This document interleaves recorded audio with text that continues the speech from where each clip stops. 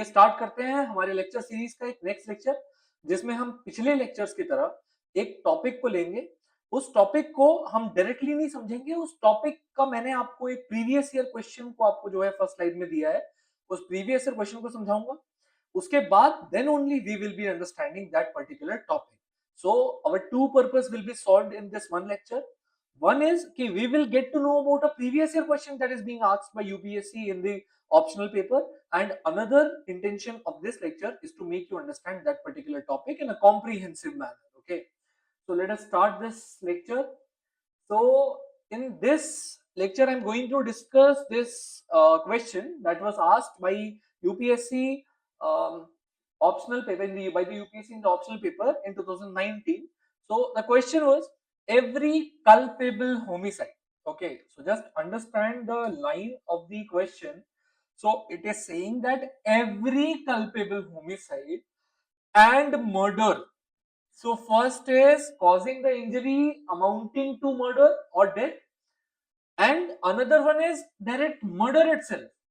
So these two things are necessarily a hurt. That means these two things are hurt also. ये hurt भी है and homicide and murder भी है. Okay, so then hurt में और भी चीजें आती होंगी फिर. So, but every hurt is not necessarily a culpable homicide or a murder. So there are multiple things in this pictorial representation. So just have a look at this. So this picture is showing that there is a wide area of hurt. Many activities comes under the ambit of hurt. Might be physical, might be non-physical hurt, but there are in hurt basically something is added and amounts to culpable homicide or murder. मतलब बहुत सारी चीजें आती हैं hurt में. उस hurt जब एक इंसान किसी को पहुंचाता है, whether it be a hurt or a grievous hurt, उसमें कुछ चीज ऐड होती होंगी, then it amounts to culpable homicide और मर्डर. आप कहेंगे ऑब्वियस सी बात है, हर्ट और ग्रीवियस हर्ट में डेथ ऐड होती होगी तो वो कल्पेबल होमिसाइड और मर्डर बनेगा, बट ऐसा नहीं है. I will show you with the help of case laws कि ऐसे बहुत सारे इंस्टेंसेस हैं जिसमें हर्ट हुआ, ग्रीवियस हर्ट हुआ, जिससे डेथ भी हुई, but still only categorized as either hurt और ग्रीवियस हर्ट. आ रही है बात समझ में? So let us understand this very interesting topic. Okay, so again this line is same written here. So in this slide, the exact definition. So first, it was earlier given under section 319 of IPC, and now categorized under section 114 of BNS. So the definition and meaning of hurt is explained here. So what does hurt stands for? So there are various dimensions of hurt. There are various aspects of hurt. Okay. So whosoever causes bodily pain. Okay. It shouldn't be of very trivial nature. It should be a bodily pain or probably a transfer of a disease or infirmity. Infirmity means ऐसी situation जिससे कि usual course of action of a life एक इंसान नहीं commit कर पा रहा है, एक इंसान अपने नॉर्मल दिनचर्या में नहीं जी पा रहा है. Okay, to any person is said to cause hurt. That means कोई भी ऐसा एक्ट जिसमें कि या तो बॉडीली पेन हो रहा हो सामने वाले को, या फिर ट्रांसफर ऑफ डिजीज हो और इंफर्मिटी टू अ पर्सन हो, that will amount to hurt. Let us understand these three things separately. The definition is wide but not unlimited. The definition is in itself given under BNS is in an exhaustive manner. Okay, everything is well explained here. Okay, so let us understand this. So hurt कब होगा? So first dimension or first ingredient of hurt is the bodily pain. Okay, तो इसमें क्या होता है, किसी भी तरीके का अगर आप सामने वाले इंसान को फिजिकल पेन पहुंचा रहे हो, which is not trivial harm. Trivial harm मतलब अरे जरा सा गेट खोला और किसी को लग गई, that is a trivial harm. But trivial harm नहीं हो रहा है. In that case, physical pain is being committed. जो कि टेस्ट क्या होगा, कैसे पता लगेगा कि एक फिजिकल पेन, मानो मैंने किसी इंसान का हाथ ऐसे ही पकड़ा और बुलाया उसको, और या फिर मैंने किसी को जो है वो ज्यादा जोर से उसको बहुत तेज एक थप्पड़ मारा या फिर एक बॉक्सिंग मारी, इन दोनों में डिफरेंशिएट, इन दोनों के बीच की लाइन बहुत थिन है। कई, ये तो मैंने आपको बहुत एक्सट्रीम केसेस बताए, बट कई ऐसे केसेस होते हैं कि जिसमें ये पता करना मुश्किल होता है कि ये हर्ट था या ये बहुत ट्रिवियल हार्म था। तो the test is whether a person of ordinary sense और temper would complain.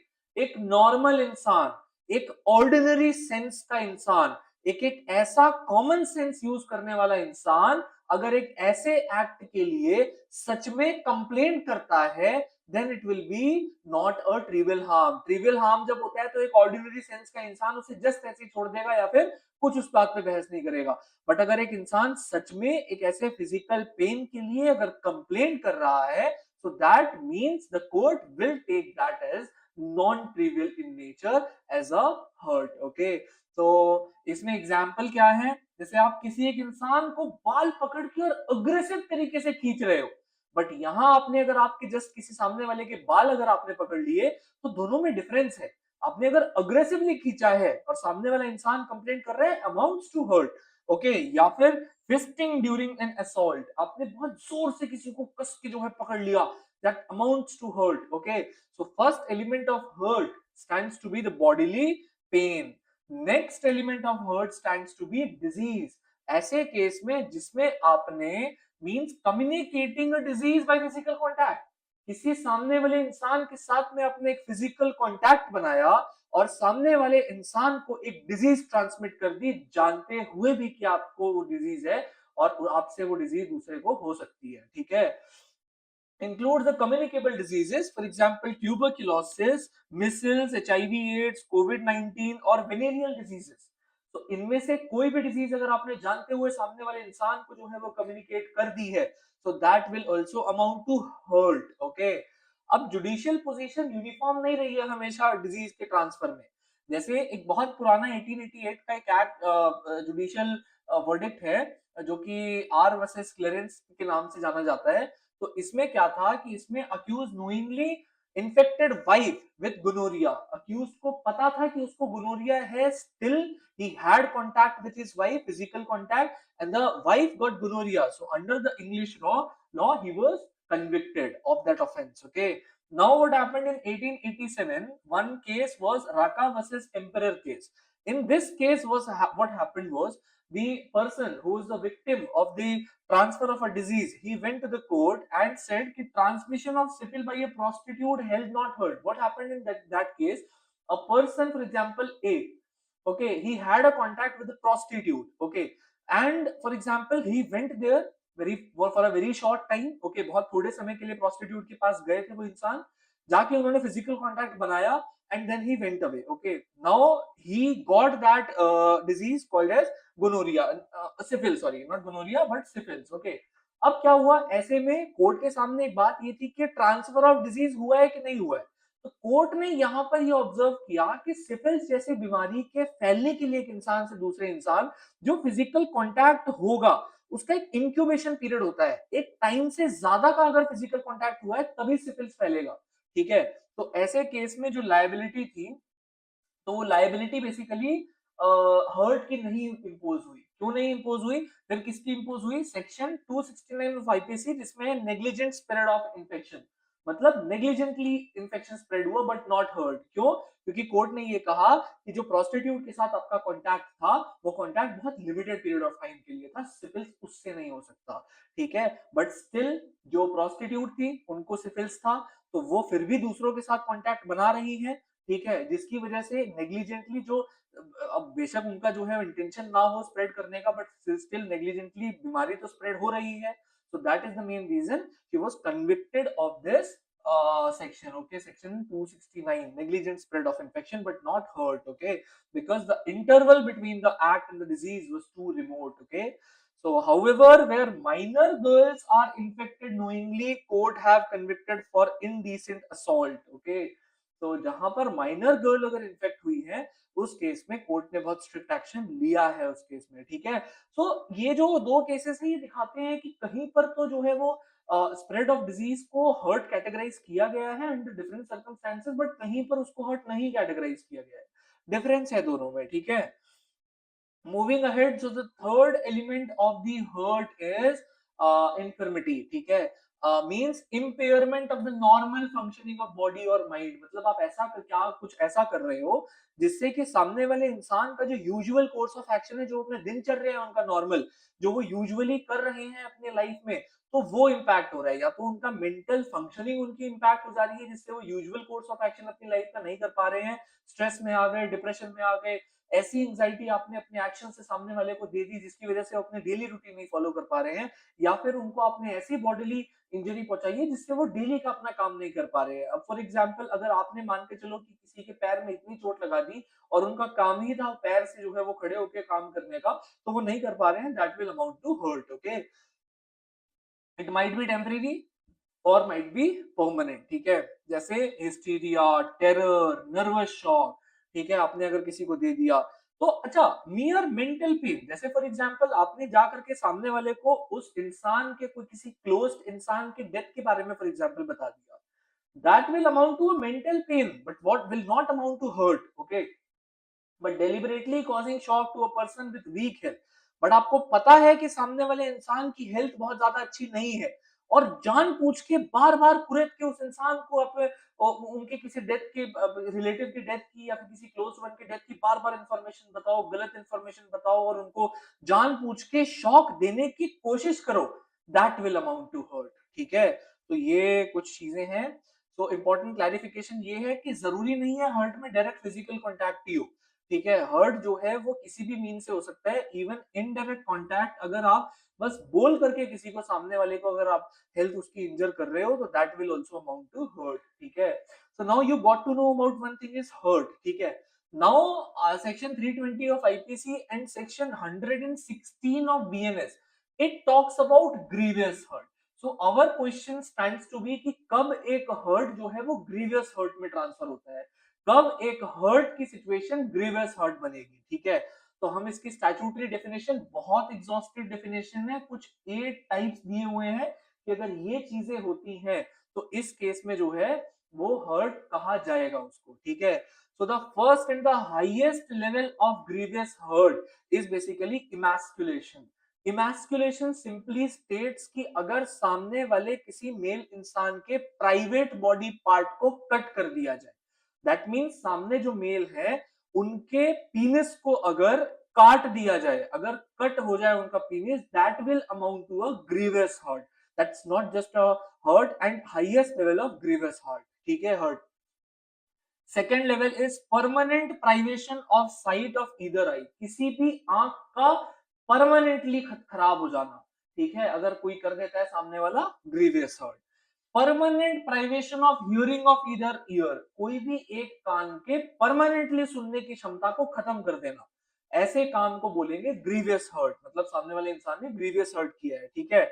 Privation of any member और joint, in the legal term member means any organ, any part, ठीक है, तो किसी जॉइंट या किसी बॉडी के पार्ट का प्रिवेशन, तो प्रिवेशन का मतलब है कि आप अगर किसी के बॉडी पार्ट को काट दे रहे हो, ठीक है, अलग कर दे रहे हो, अगर आप डिस्ट्रक्ट कर रहे हो या परमानेंटली किसी एक बॉडी के ऑर्गन या जॉइंट को ऐसा कर दे रहे हो कि उनके जो पावर है वो खत्म हो जाए, परमानेंटली डैमेज हो जाए वो ऑर्गन या फिर वो पार्ट, तो वो आपका फिफ्थ लेवल हो गया। अगला है कि सर का या फेस का परमानेंट तरीके से डिसफिगरमेंट हो जाना, नक्शा बदल जाना, शेप बदल जाना, ठीक है। सेवेंथ है आपका कि फ्रैक्चर या फिर किसी भी बोन या दांत का डिसलोकेट हो जाना। अगर ये सब कुछ इंसिडेंट्स, साथ में एक आठवां इंसिडेंट भी है, एनी हर्ट विच इंडेंजर्स लाइफ, ऐसी कोई भी सिचुएशन जिससे सामने वाले की लाइफ खतरे में आ जाती या आ गई थी, कॉजेज सीवियर बॉडी पेन, बहुत ज्यादा बॉडी पे पेन हुआ, ठीक है, renders the person unable to follow ordinary pursuit for 20 days, 20 दिन तक उस एक्ट की वजह से, आपके उस एक्ट की वजह से 20 दिन तक कोई इंसान जो है वो अपने नॉर्मल काम को नहीं कर पाया, हॉस्पिटलाइज्ड रहा। जिस 20 दिन को बीएनएस में 15 दिन कर दिया गया है, क्योंकि आजकल बेसिकली क्या होता है कि पहले लोग हॉस्पिटल में जाते थे जब आईपीसी था, तो उस समय हॉस्पिटल में जाने की वजह से क्या होता था कि जब हॉस्पिटल में गए तो फिर इतनी एडवांस मेडिकल ट्रीटमेंट्स नहीं थे। तो एडवांस मेडिकल ट्रीटमेंट नहीं होने की वजह से क्या होता था कि जो इंसान है उसको 20 दिन लग जाते थे, लेकिन अब क्या है 15 दिन में because of the advancement in the medical technology सही हो जाता है इंसान, तो 15 दिन कर दिया गया है। तो कोई भी इंसान को अगर आप मान के चलो उनकी लाइफ एंडेंजर की, उनको बहुत ज़्यादा बॉडी पेन हुआ, वो इंसान 15 दिन तक अंडर बीएनएस 2023 वो इंसान 15 दिन तक अपने usual ordinary course of action को नहीं कर पा रहे और हॉस्पिटलाइज रह रहे हैं, उस तकलीफ में रह रहे हैं। तो ये अगर आठों के आठों में से किसी भी एक क्राइटेरिया अगर फुलफिल होती है, तो वो हर्ट केवल हर्ट नहीं होगा, वो ग्रीवियस हर्ट हो जाएगा। ठीक है? तो की चेंज तो यही है कि 20 दिन से 15 दिन कर दिया गया है under the BNS. Okay, next is nature of section 320। So basically जो सेक्शन 320 है, तो उसका नेचर क्या है? The use of word only are makes the list exhaustive. ठीक है, तो मतलब यही है कि no injury outside these categories can be challenges outside hurt. मतलब ओनली आर वर्ड का यूज किया गया है bare act under section 320 of BNS. That means कि ओनली एक्ट मतलब इनके अलावा अगर कुछ भी होता है तो वो ग्रीवियस हर्ट नहीं होगा।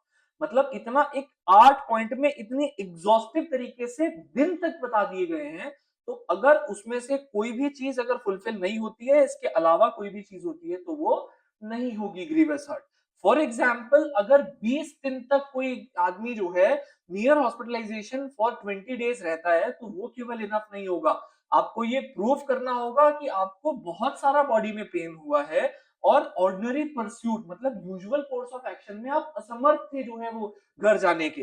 दैट मीन्स 8th पॉइंट में ये सारी चीजें एक साथ होनी चाहिए। ठीक है, आपकी लाइफ भी इंडेंजर हुई हो, अच्छा, और लेकिन इसके अलावा आपको या तो कोई बहुत सीवियर बॉडी पेन हुआ हो। दैट मीन्स ये एंडेंजर लाइफ अलग है, बट सीवियर बॉडी पेन के साथ साथ आप हॉस्पिटल में 15 दिन तक एडमिट रहे। ठीक है, आप यूजुअल कोर्स ऑफ एक्शन नहीं कर पाए। ठीक है, 15 दिन तक, यहाँ 20 दिन नहीं 15 दिन। ठीक है, नाउ बीएनएस के under. So knife attack intended to disfigure face, injury heal in 6 days। तो अगर 6 दिन में ही मानो किसी को नाइफ से इंजरी की और हील हो गई, तो वो फिर ग्रीवियस हर्ट नहीं होगा। मानो उसको ये भी कह दिया गया कि आप 12 दिन और जो है वो रेस्ट करो, तो वो रेस्ट वाला पीरियड जो है वो नहीं आएगा फिर ग्रीवियस हर्ट में। ठीक है, क्योंकि जो बहुत ज्यादा जो परेशानी हुई इंसान को वो 6 ही दिन तक हुई। ठीक है, तो resultant injury simple hurt, not the grievous hurt. Okay, now basically endanger life. तो इंडेंजर लाइफ मतलब क्या है? तो AG Bhagwat versus UT Chandigarh case in 1989, इस केस में क्या कहा गया था कि इंजरी ऐसी होनी चाहिए जो आपकी लाइफ को डेंजर में डाल रही हो, जिससे आपकी लाइफ को भी खतरा था उस पॉइंट पे जब आपको वो इंजरी हुई। ठीक है, injury on a vital part is not पर से ग्रीवियस। मतलब अगर वो आपके ऐसे वाइटल पार्ट पे नहीं थी इंजरी और वो ग्रीवस नेचर की नहीं थी, तो उस केस में ग्रीवस हर्ट नहीं हुआ है मतलब। अच्छा, फाइनल डिसाइडिंग जो है वो अथॉरिटी कौन होगी? तो medical opinion will has to be there. ठीक है, तो मेडिकल ओपिनियन चाहिए होगा और मेडिकल ओपिनियन से ये डिसाइड होगा कि वो इंजरी हर्ट था या ग्रीवियस हर्ट था। ठीक है, तो voluntarily causing hurt and grievous hurt. Voluntarily causing में बात ये है कि section 321 of IPC and now section 115 clause 1 of BNS states that voluntarily causing hurt requires few things. ठीक है, ये कब कहा जाएगा कि एक हर्ट जो है वो वॉलंटरीली कॉज हुआ है? मतलब वॉलंटरीली तभी माना जाएगा जब इंसान की इंटेंशन भी उसी काम को करने की थी। अगर इंसान की इंटेंशन थी उस काम को करने की तो वो वॉलंटरी हर्ट होगा। या फिर अगर मानो इंटेंशन नहीं भी थी बट एक ऐसा काम कोई सामने वाला इंसान कर रहा है कि अपने हाथ में एक बहुत भीड़ के अंदर चक्कू लेकर के, मान लो एक आदमी मेले में चल रहा है, ठीक है, वो चक्कू की पॉइंट जो है वो सामने है एकदम, ठीक है, और बहुत भीड़ है, तो बेशक उसकी इंटेंशन नहीं थी कि सामने वाले को मारने की, लेकिन उसको नॉलेज तो है ना कि अगर मैं ऐसे लेके चलूंगा चक्कू को तो सामने किसी को लग जाएगी या फिर कोई ग्रीवियसली हर्ट हो सकता है। तो अगर नॉलेज भी रही हो एंड और फिर हर्ट सच में इन या तो इंटेंशन से और या नॉलेज से हो जाए, तो तभी माना जाएगा कि हर्ट हुआ है। ठीक है, तो ये डेफिनेशन सेक्शन 115 क्लॉज 1 में दी है। ठीक है, देन कम सेक्शन 322 आईपीसी था पहले, अब सेक्शन 117 क्लॉज 1 ऑफ बीएनएस। तो ये कब माना जाएगा कि हर्ट में ग्रीवियस हर्ट हुआ है, वॉलंटरी हुआ है। तो ग्रीवियस हर्ट वॉलंटरी होने के लिए डुअल रिक्वायरमेंट चाहिए। एक तो जो अक्यूज्ड है उसका इंटेंशन भी होना चाहिए कि उसको ग्रीवियस हर्ट पहुंचाना है, और उसको पता भी होना चाहिए या फिर कि उसको ग्रीवियस हर्ट इस काम को करने से हो सकता है, ठीक है, और ग्रीवियस हर्ट एक्चुअली हो जाए, तो ऐसे केस में जो है वो ग्रीवियस हर्ट की लायबिलिटी इंपोज की जाएगी। अगर वॉलेंटरी तरीके से हर्ट अगर होता है तो covered under section 115 clause 2, definition उसकी, सजा उसमें 1 साल तक की हो सकती है, 1000 तक का जुर्माना, और दोनों भी हो सकते हैं। voluntarily causing grievous hurt now dealt under section 117 clause 2, और इसमें 7 साल तक की सजा या फाइन हो सकता है। Grievous hurt by dangerous means, ठीक है, अगर किसी बहुत डेंजरस तरीके से ग्रीवियस हर्ट अगर हुआ है, कवर्ड अंडर सेक्शन 118 क्लॉज 2, और इसमें लाइफ तक की, लाइफ इंप्रिजनमेंट या फिर 10 साल तक की सजा, और या फिर साथ में फाइन भी हो सकता है।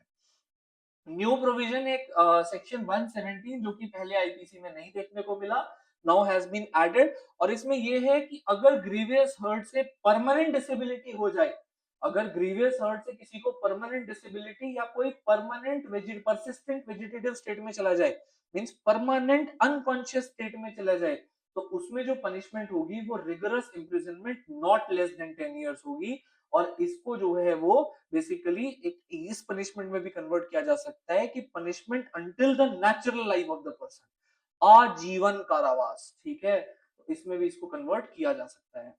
अब एक हर्ट जो है वो डेथ कब बनेगा, ठीक है, तो नो इंटेंशन टू किल। अब देखो क्या प्रिंसिपल्स हैं कि एक हर्ट, अच्छा आप यूं मानो कि एक डेथ हुई है, तो वो डेथ या तो एक हर्ट हर्ट तो है ही है वो, ठीक है, बट हर्ट में अब वो डेथ होगी कि नहीं होगी, ये किन बात पे डिपेंड करेगा।